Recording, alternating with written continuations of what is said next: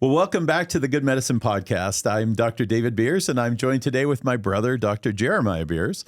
And today we're going to dig into one of the most proven treatments in all of medicine. And it's not what you think. It's not a pill. It's not something that we inject into people. It's actually exercise.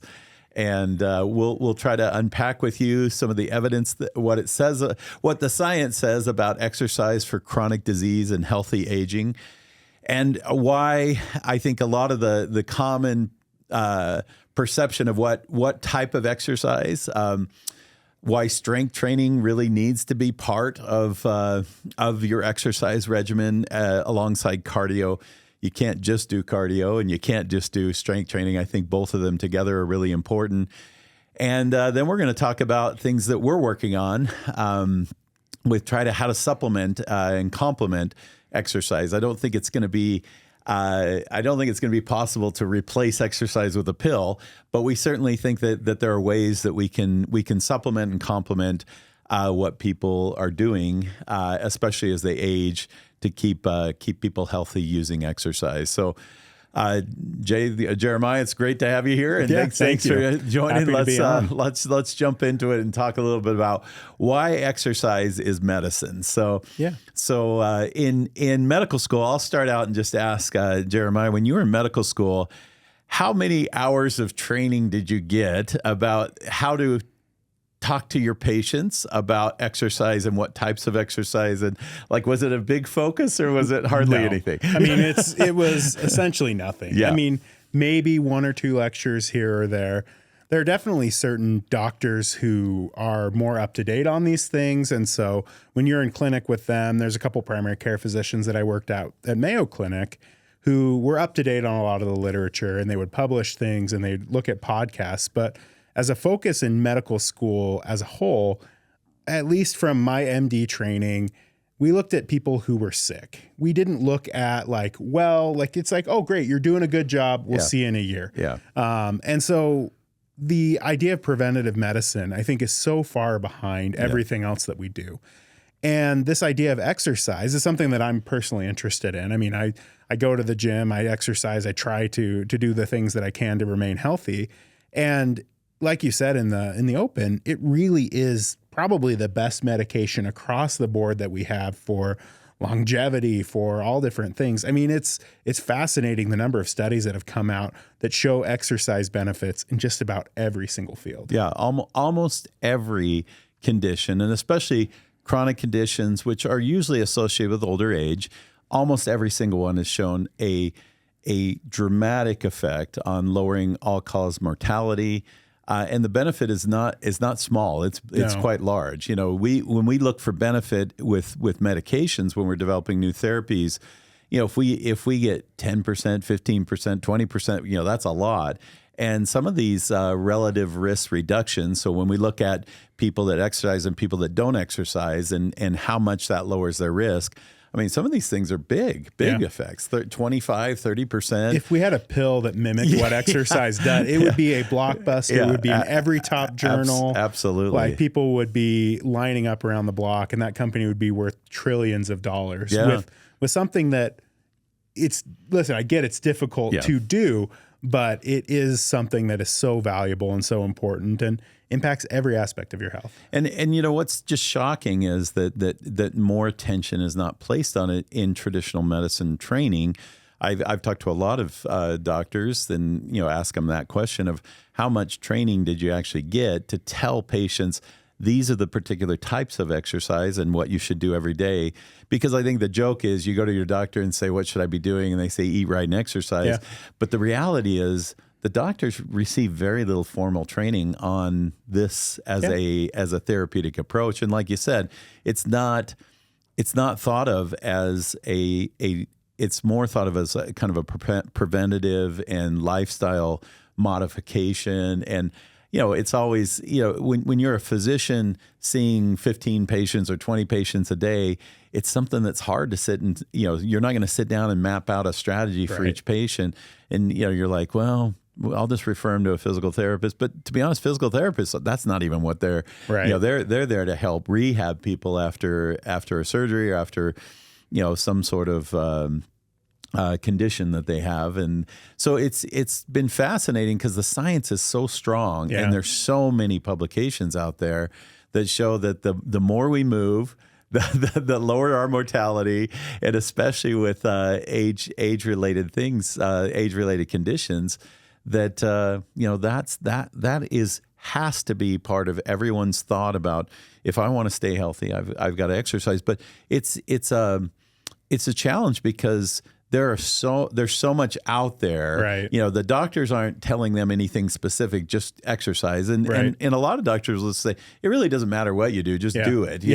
Just go move more. Take 10,000 steps a day. Right. And that's a good start, right? Right. I mean, there's nothing wrong with that. Anything is better than nothing. Right? Exactly. Like, if you're not doing any sort of exercise, if you are like work an office job, you walk to your desk, you sit there most of the day and come home, getting 10,000 steps a day is good. Like that's a good start to do things. Even just moving upper body weight, all of that's good.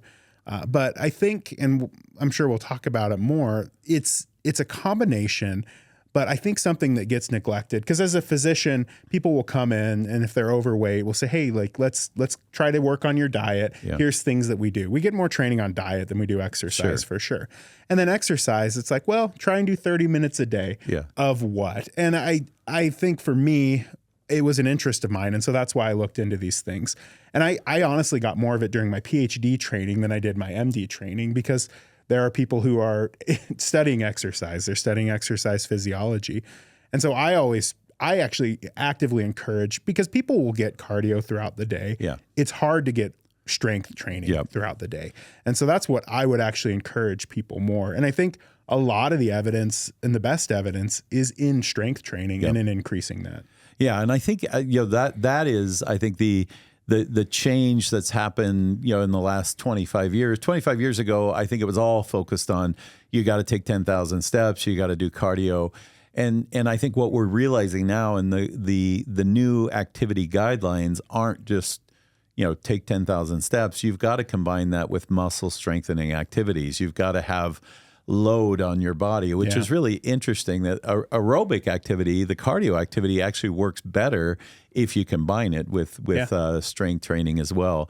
And so when you look at all the studies that have been published, the observational cohorts show a survival benefit for all-cause mortality when strength training is layered into aerobic training. And so those two things seem to have kind of a magic combination that it's not one or the other, it's both. And I think there's a lot of new studies coming out showing that strength training, we call it resistance training as well, that it's important for, and we're still trying to learn about all these things, but your body actually needs load put on it, stress put on it, in order for it to maintain like mineral density in your bones. If you just lay around, you'll actually lose mineral density in your bones. Your bones need stress in order to maintain their density. And we also know the same thing, that if you neglect strength training,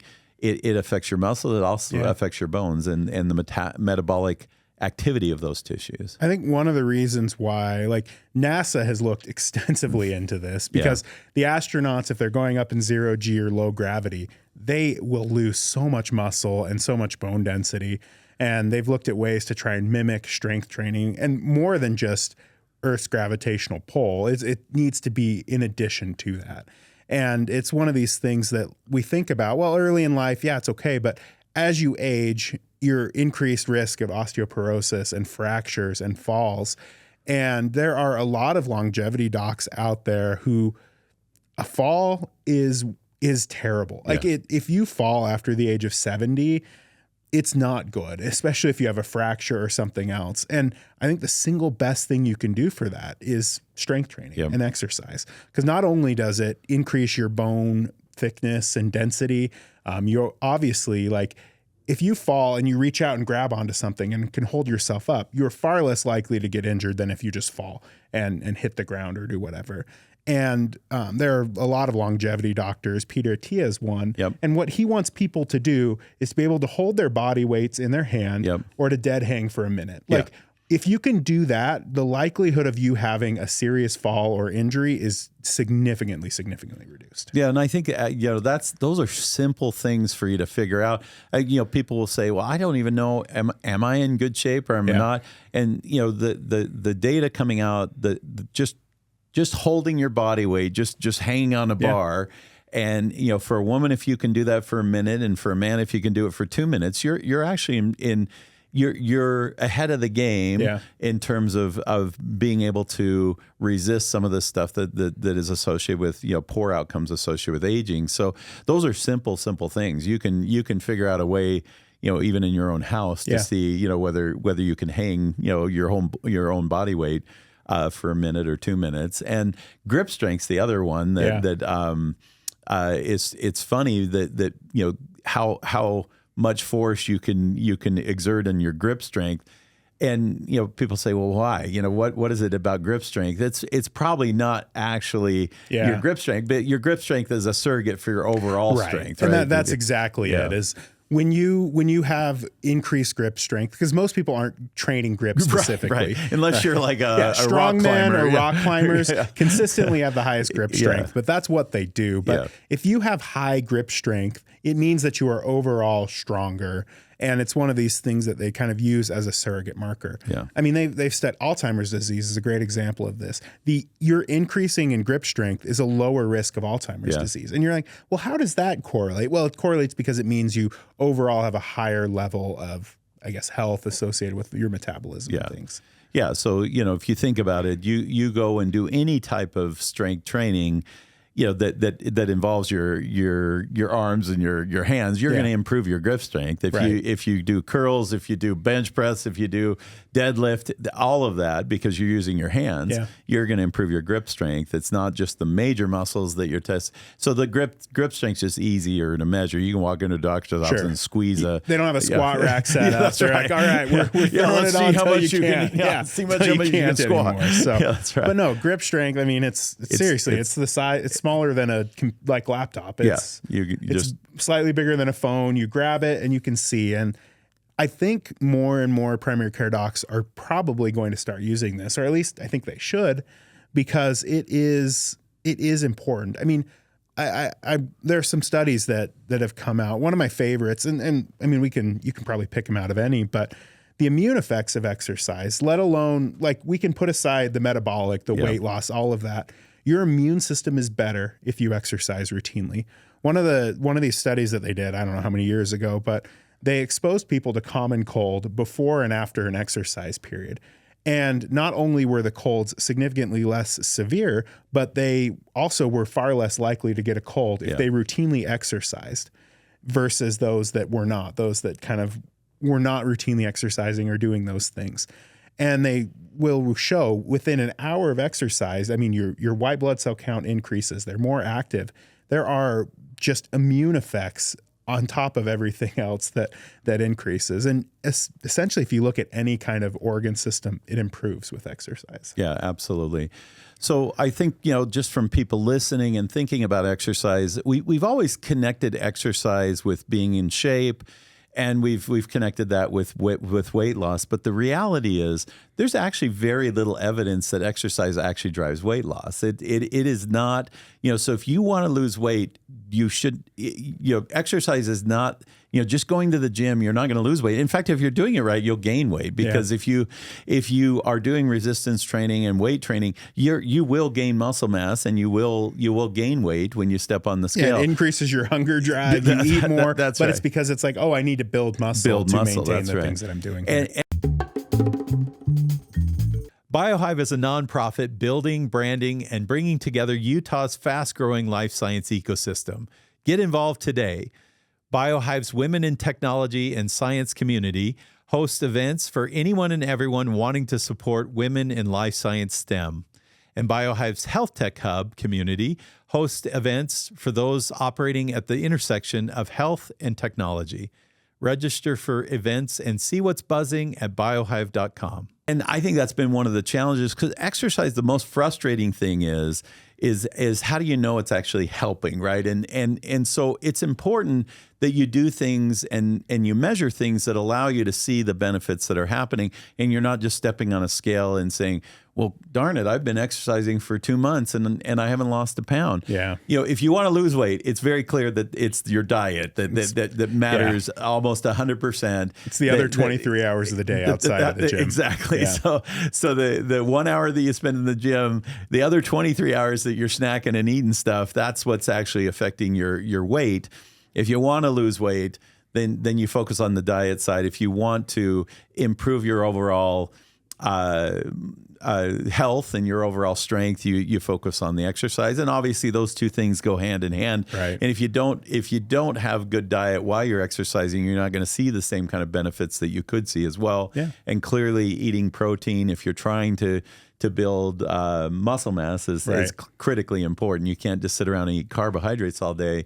Your body's not going to be able to have the right building blocks to do that. So the challenge with exercise, I think, is it is so hard to get the gains, and it's so easy to lose them as well. And that's what everyone, and it seems to be that's exacerbated with age as well. So when you're young, it's a lot easier to see gains, and it's a lot easier to hang on to them. And as we get older, I just had a surgery just a month ago. Yeah. And they told me, don't lift anything, don't be careful, because you have a surgical wound that you're allowing to heal, and you don't want to put stress on that and wreck that. So I try to lift weights all the time. I try to lift. I have a gym at my house, and so it's been a month. I think they told me not to do it for 2 months. I'm a terrible patient, so I started. As your primary care physician, I'm telling you. Perfect. All right, so I won't listen to my exercising surgeon. again. That guy doesn't know anything. Yeah, what do they know? What do they know? But I went and just did some of the normal lifts that I was doing. It's just amazing that taking a month off, how much I've lost. Yeah. It's shocking. Within 2 weeks, you will start to see. And that's one of the things that, like, people are like, oh, it's okay if you don't go to the gym for a week and you're sick. But after 2 weeks, you start to see decreases in your muscle strength.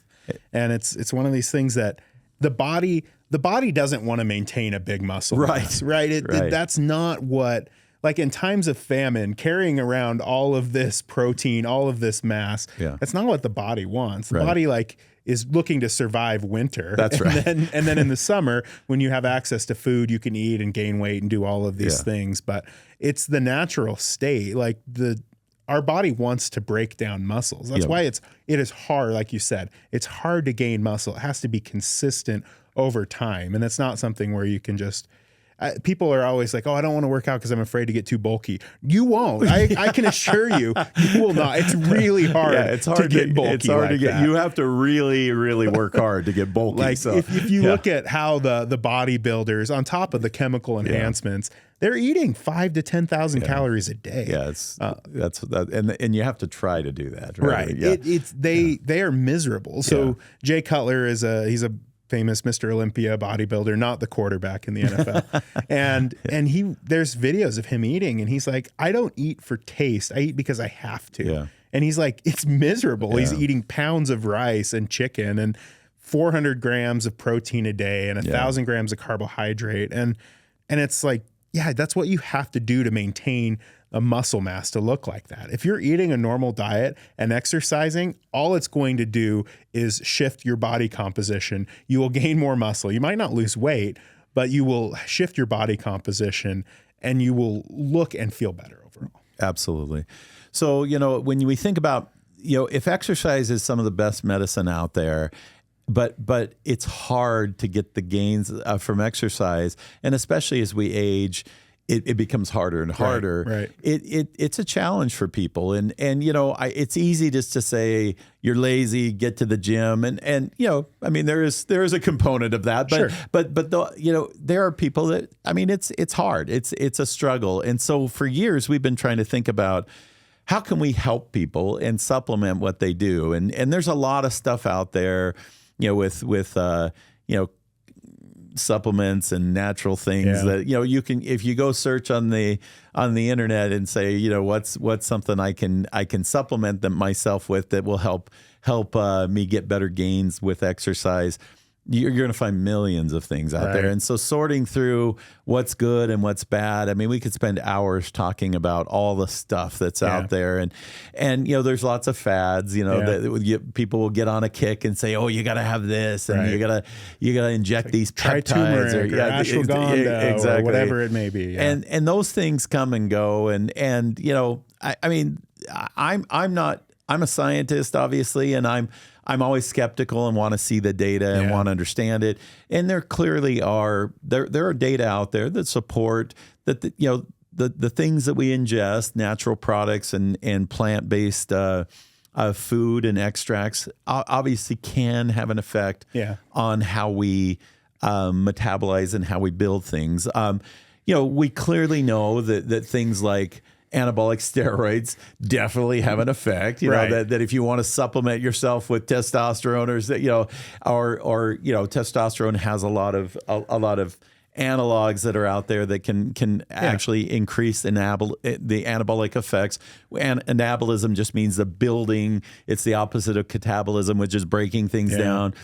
But those obviously come with side effects, right? I mean testosterone, if it didn't have side effects, would be like a miracle drug, right? So they did a study where they took young men and they gave one group testosterone and had half exercise, half not. And then the other group, they gave no injection of testosterone. Again, half exercise, half not. The group that didn't exercise, nothing really happened. The group that exercised, and I think it was an 8-week study, saw some improvements in their overall health, increased muscle mass. They did a DEXA scan, which measures bone density and muscles as well. The group that took testosterone without working out, like doubled the group that wasn't just working out. And then the group that took testosterone and worked out was like a 6-fold increase. I don't know the exact numbers, but it was significant. And everyone looks at that, they're like, well, that's great. But then you also realize that, well, once I heard a bodybuilder say, you know, I take testosterone, I do all these things. I'm trading my 20s and 30s for my 60s and 70s. And it does have a lot of negative effects. And it's one of these things where, can we find something that is similar to that, you know, that promotes muscle growth or promotes and helps? And obviously exercise plus whatever it may be. And it's like, well, how can we mimic that in a pill? What can we do to get the effects of exercise, but not have the negative effects of, say, testosterone or trenbolone or any of these other kind of harder core steroids? And you know, these are natural hormones that your body actually makes, right? And they do fall off. They do decrease as you age. And that's been kind of one of the challenges, say, how can we kind of naturally supplement to try to keep it at the levels that it was when you were younger? But the problem with these hormones is that the way hormones work is there's receptors in your cells that these hormones will bind to. So there's a receptor. It's called the androgen receptor, and there's actually a bunch of things that will respond to testosterone if you inject it or take it into your body. But it's not just going to go to your muscle, right? It goes all over the place and it has effects. And you know, you can look it up. There's thousands of side effects, and you know, some of them are pretty severe, and some of them can actually even be life threatening. You can increase risk of heart attack, increase risk of stroke, and increase your red blood cell count. I mean, it does all kinds of things that you don't necessarily really want. And the other thing is a lot of these you have to take 3 or 4 medications to counteract the effects of testosterone. It's like, well, I have too much testosterone, so I have to take chemotherapy like to block the conversion into estrogen, right? And then it's like, well, and then I need to take a blood pressure medication because my blood pressure is up. Then I have to get blood draws because my blood is too thick. I have too many red blood cells. So it's not as simple as like, oh, here's this drug, it'll increase your muscles and you don't have to do anything. It makes you anabolic, like you said, but there's a lot of these side effects and things that you have to look into that are just not there. So we've looked at all kinds of things that we know that human growth hormone is something that a lot of people have. Once again, it's one that we know goes down. It's once again another hormone, and it has pleiotropic effects. It does a lot of things in your body.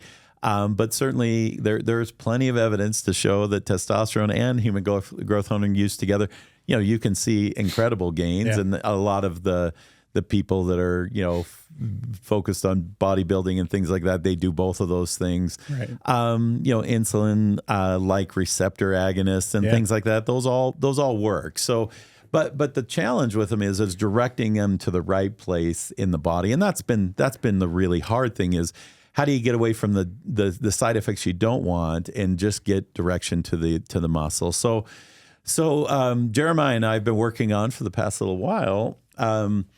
One of the approaches to try to figure out, are there ways to actually specifically target skeletal muscle, which is the muscles that you have attached to your bones. That's why we call it a skeletal muscle. Those are the weight-bearing muscles. Those are the ones that get the benefit from exercise. We have them, all throughout our body and our back and our necks, our arms, our legs. Those are the muscles that when we exercise get benefit. And is there a way to direct signals that will help boost the metabolic effects in skeletal muscle? And so we've known about there is an enzyme that is part of why we get benefit from exercise, and it's called the AMPK, which is AMP is a byproduct of the energy, the fuel that our body uses. So if you know anything about biology, you've probably heard of ATP. So ATP is a energy storing molecule that we use for energy in our body. So our mitochondria, if you have, once again, biology, the powerhouse of the cell, the factory of the cell, that's, the whole goal of the mitochondria is to produce ATP that gives your body energy to do what it needs to do.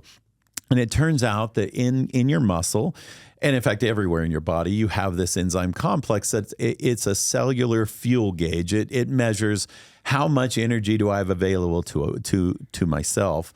And all of us have experienced this enzyme. It's interesting. Just you didn't know probably, but if you've ever worked out or if you've ever just run, and you can run until you can't run anymore, and the exhaustion of that energy is the cellular sensor will monitor how much energy is available to your muscles, and it keeps track until you drop below the energy reserves that will keep your body functioning properly. And once you drop below that, this enzyme complex gets activated. And what it tells your body is, we're about to die. Like we're going to run out of energy. And so send everything we have to our muscles.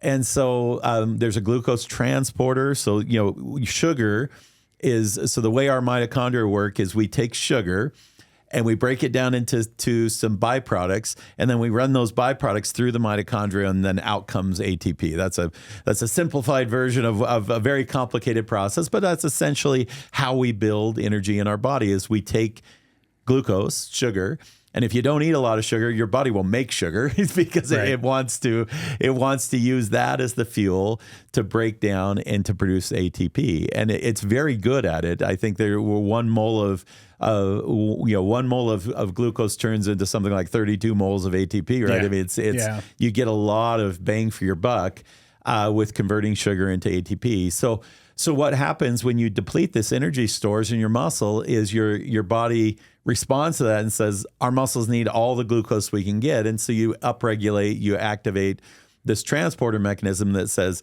give me everything we got. And so your fat, which you store in your adipose tissue, that signals will go to that tissue and say, hey, all that stuff we've been storing, it's time to let it go because we need the energy right now. And so fatty acid oxidation goes up. And over time, that supports mitochondrial adaptations, and it builds up energy reserves, which you use to build muscle. And so we've been very interested in that enzyme complex because if we could target it correctly with a drug, so for example, if I could turn that on, I know how to turn it on with exercise, but what if I could turn it on without exercising? And then we add exercise on top of that. Right. We know that we'll see increased benefit. And so we've been playing around with trying to figure out how to do that. And it turns out this is a very complicated biology. There's actually 12 isoforms of this enzyme. So those are just this enzyme complex, it's actually several proteins that come together and form a complex. And there's different flavors of those proteins that can combine together, and they're present in lots of different tissues in your body. And what we're trying to do is to say, could we just activate it in skeletal muscle? And it turns out there is one isoform that seems to be very restricted to skeletal muscle, and we actually figured out how to just turn that one on. And we've been seeing some pretty interesting effects with it. In fact, we just this last week, we've been doing some studies in animals to say, well, what happens if we turn on this system in skeletal muscle when we do things like exercise? We put the animal, we have animals running on a treadmill, and we say, how far can they run and how long can they run? Yeah. And then we also immobilize their muscles. So we put a cast on their leg, and we say, Jeremiah mentioned that in 2 weeks of immobilizing a muscle, you'll see dramatic, actually significant muscle loss just in 2 weeks. And in mice, because their metabolism is so much faster, you'll see it even faster. Yeah, it happens in days. In days, yeah. So tell us a little bit about some of the stuff that we've been seeing with if we can activate this complex and combine it with exercise, or we can activate it while you're immobilized. So, like, for example, after I had my surgery and I couldn't lift, what would happen if I could activate this while I was recovering? What if you could get rewarded just for being healthier? Meet Galvin, the company using the latest blockchain technology to reward you for taking care of yourself. They help with your mind, body, and soul like a personalized health assistant to track your progress and help you feel better. Galvin's G Plus app rewards you for exercise and assesses your mental health in under a minute using AI and over 2,500 voice biomarkers. If you're feeling off, G Plus gives you personalized power-ups, science-backed techniques to help you feel better fast. And here's the best part. When you prioritize your wellness, you earn crypto. Ready to level up your health? Use promo code GOODMED20 at checkout for 20% off. Download G Plus today at the Apple app or Google Play Store and start your wellness journey with Galvin. Yeah, so AMPK, like you were saying, essentially measures to exhaustion. And so it's like we're mimicking the point of working out to exhaustion in a lot of these ways. And so what they did with the study is they took the mice, they had them run on the treadmill. And mice don't naturally want to run on the treadmill, but when you run and give this drug, we actually see them not only run for a longer time, but run a further distance. And so that's one of the things that we've been able to see with the increase. The other that I think is as interesting is the limb immobilization. So within 9 days, you can see a significant decrease in strength. You can see a significant decrease in size. The muscle will break it down because they're like, well, if the body's not using this, I'm going to move that energy and put it elsewhere. And we're able to see near normal levels of like preservation of muscle strength, they have the mice hang on these cages and they see how long they can hang, or they have them grip like a ball and then they add weights to the end of it. And they're able to essentially get close to, if not back to normal in this. And so that's something where, well, if we started this from the beginning, like if we're doing these things, can we prevent and can we do this in humans, right? Are we able to mimic those effects? And it's like, well, let's say I go for a surgery and you can't lift for a month. Can I take this pill for a month and not have the significant loss that I would have? Or if I'm going through chemotherapy or doing these other things, am I able to supplement this so that I, A, feel better, and B, am able to keep going longer than I could before? And I think the answer, I mean, we'll obviously study this, but the answer we hope is yes. Yeah. And what's exciting is that we're actually testing this in people now as well. Right. So we'll know very soon, whether all this stuff that we've studied in the lab actually translates into people. But the opportunity of what this does in preserving muscle function, and I look at it as promoting or supplementing metabolic function as you age. I think there's a tremendous amount of opportunity to help people age more healthy, and combining this with training and exercise, I think you're going to see, the biggest benefit for sure. And we see that in the animals, that when we give the drug just by itself, you see some effect, but you give it in combination with exercise, you see a pretty dramatic effect. And it's not this pill is just going to nudge our metabolism, but it's the barbells that's in the Right. in the gym that's actually going to build the tissue. And right? that's It's what like- I think is interesting about this, because like you talked about, right now, if we want to gain muscle chemically, it's anabolic agents, it's growth agents. This isn't a growth agent. Yeah. This more mimics what we do when our cells and muscles reach exhaustion. And it's then kind of kicking the body into gear, saying, hey, we're going to need more energy. We're going to need more muscle. We're going to need whatever it may be. And I think in a lot of ways, that's an interesting mechanism to think about. I mean, this drug target's been known for long time, decades. And it has been something that people have tried to go after for a long time. But unless you can find a muscle, like skeletal muscle specific version, then it's going to have off target effects. And it's going to have your heart grow. It's going to have negative effects. That's really kind of what's killed it early on, is people's hearts were getting big. And that might sound great, but when the Grinch's heart grew 7 times, physiologically, that's not good. Yeah, no, metaphorically great. Yeah, but, metaphorically awesome. But if that would happen physiologically, he would have died just like heart that. failure, right? Exactly. So you don't want your heart to get bigger. And I think if you are able, and what we've done and shown is that we can avoid that. We can avoid targeting the heart. We can avoid doing these other things. And we can really mimic what you do when you go to the gym. So I think, the way we see the future of, if we can help people supplement and help them have, so it's easier for them to see the gains and easier for them to see the benefits of exercise. People are going to do, they're going to do better things. And, we talked about, it's so important for us to have that mechanical stress and the load testing. That's never going to go away, and you can't replace that with a pill. Yeah. But what we can do is help get them into a state where they're going to benefit more and see the benefits more of the exercise. And it's pretty similar to kind of what we're thinking about with weight loss right now with GLP-1s. Right. The Ozempics and Mounjaros of the world that everybody's excited about.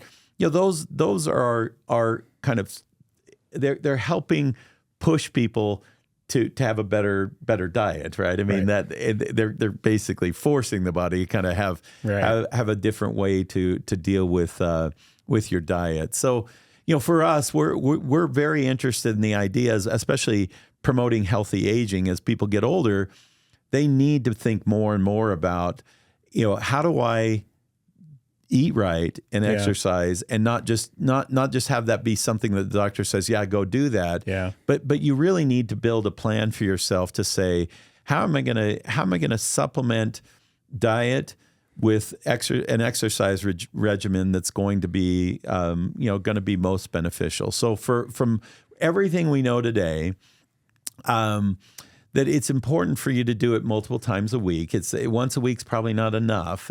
So 2 to 3, and really it's probably best to do it non-consecutive. So if you go to the gym every day and you do the same thing every day, it actually can become counterproductive because your body does need time to recover. It's just going to keep breaking down. Yeah. Like recovery isn't. It's these guys who are Mr. Olympia. That they're not training. They don't train the same thing every single day. Right. And they don't even train every day. They will Right. take days off. Some of them work 3 or 4 work out 3 or 4 days a week. So it takes more than just that. And I think that what we know is that big movements, where you're doing things like squatting, and you can squat not just with weight on your back, but just squatting is actually, doing that big, because it requires a lot of big muscles to move when you squat and stand back up and do that over and over again. That pattern, pushing and pulling, those types of things, carrying heavy things, you don't just have to lay down on the bench and throw up, whatever you can on the bench. Right. But these types of movements that are big movements, I think those are important. You typically want to do 2 to 3 sets, and the set is at least 10 reps, I think is kind of what you would want. So if you're going to squat, you squat 10 times, you rest, and then do that 2 or 3 times, and then you move on to the next exercise. And there's a lot of kind of ongoing discussion, and they're even starting to study like what's the ideal rep range for things. And honestly, like 8 to 10 is probably a good number for most of the time.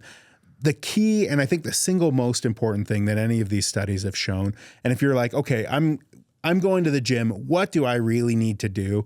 And it is try and get as close to failure as you can. Yep. Like, and obviously in something like a squat, that can be hard where if you're not able to stand up or you're pushing weight, but like you can do it with other things, like having a spotter there present, having like limits on it. If you're doing cable machines and you can't pull it back anymore, that's just about the best thing that you can do. And so whatever you're doing, as long as you're getting close to failure, and it's hard to fail on some exercises and some machines and things like that. And so that's why I always look at whatever you're doing, like as long as you can do it safely and go to failure, as close to failure as you can. Like if you can't lift something, like say you lift it 5 times and then you can't lift it the 6th time, that's good. That's about the best thing you can do. And you're going to get more in those last couple where your body is trying to push everything.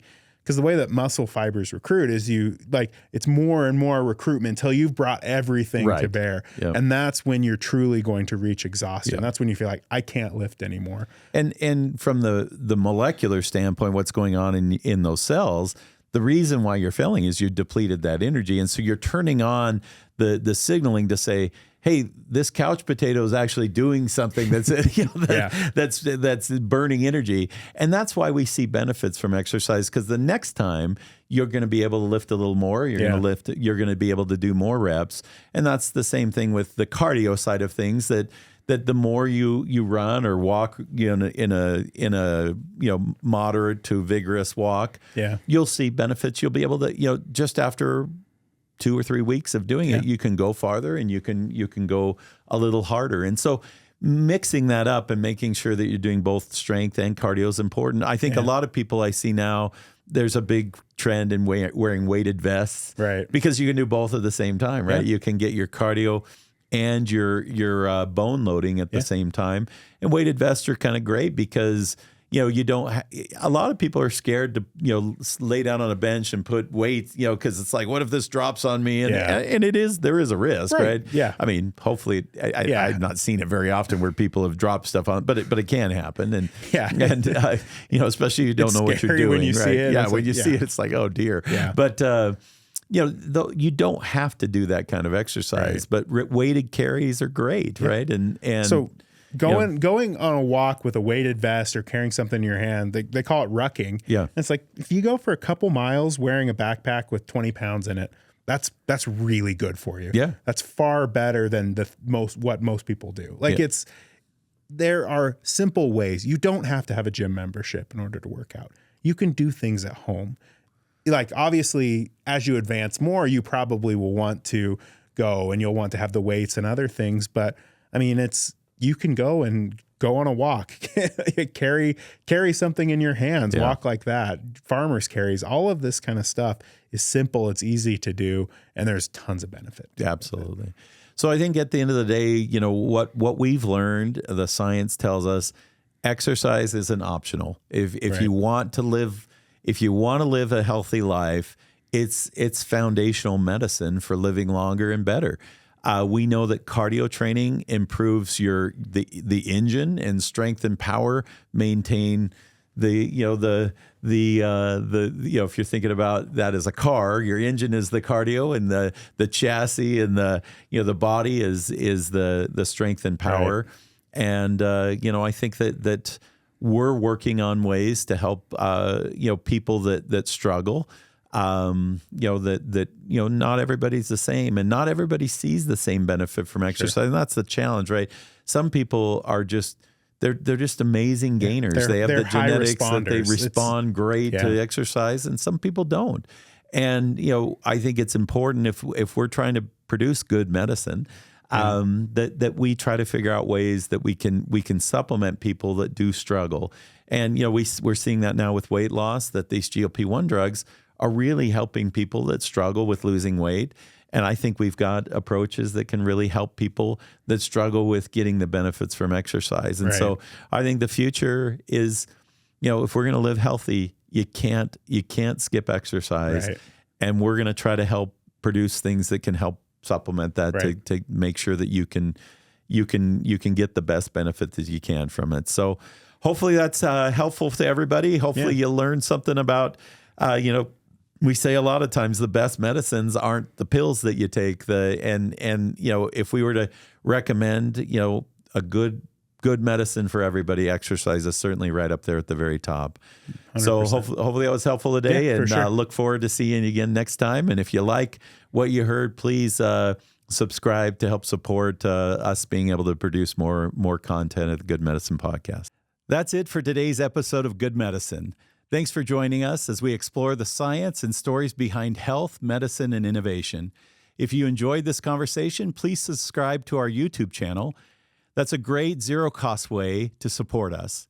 In addition, please click, follow, and leave a review for the podcast on Apple and Spotify. If you have questions or comments for me, please put them in the comments section on YouTube or reach out on all social media platforms at Good Medicine. Links are in the description. The best way to support the podcast is to check out the sponsors of the show. You can do this by looking at the links in the show notes. That's it for today. I'm Dr. David Beers, and we'll see you next time.